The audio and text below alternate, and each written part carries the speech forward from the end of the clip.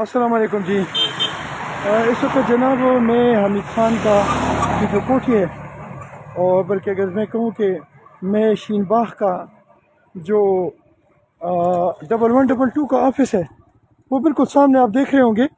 ये 1122 का ऑफिस है सामने शीन बाग यूनिटी कौंसल में। तो यहाँ पे बिल्कुल रोड के दरमियान में आप देखें तो एक नाला है। और अजीब बात यह है, मुझे हैरान हुए इंजीनियर्स पे कि आप देखें तो यहाँ पे ये यहाँ तक ये रोड है ये, और इस रोड के दरमियान में ये नाला बनाया गया है।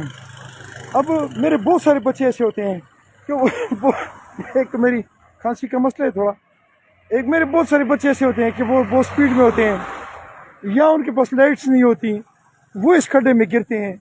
इस पर मैंने बहुत दफ़ा कंप्लेंट की है।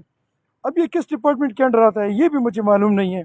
हाईवे डिपार्टमेंट है या लोकल वो गवर्नमेंट है, लोकल गवर्नमेंट है कि क्या है, वो है कौन है मुझे नहीं मालूम। बस मुझे ये मालूम है कि ये इंसानी जानों की ज़िया का एक ज़बरदस्त किस्म का वो है जगह बनाई गई है। ये सामने देखिए, बिल्कुल इसके सामने लिखा हुआ है 1122 का ऑफिस। यहाँ पे ये एक बहुत बड़ा नाला है।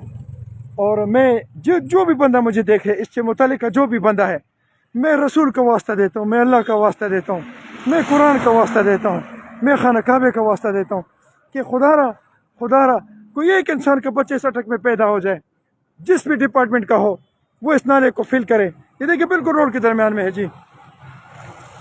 जब भी कोई गाड़ी या मोटरसाइकिल या कोई मेहमान यहाँ से गुजरेगा, और वो गुजरेगा नहीं बल्कि जब गुजरता है तो वो यहाँ से एक्सीडेंट ज़रूर करता है।